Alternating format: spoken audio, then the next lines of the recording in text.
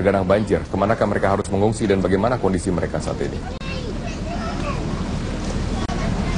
Ya Robert, sebagian warga di sini mengungsi ke tempat keluarga mereka yang ada di Desa Pemuka, Kecamatan Singkil, Kabupaten Aceh Singkil, karena daerah ini merupakan daerah yang cukup aman dibandingkan dengan desa-desa yang lainnya yang ada di Kabupaten Aceh Singkil lain. Ya Robert.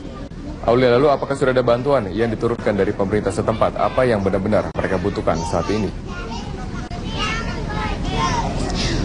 Ya Robert, sampai saat ini pemerintah di sini belum memberikan bantuan apapun. Itu juga yang tadi kami sempat tanyakan ke beberapa warga yang ada di Desa Pemuka ini.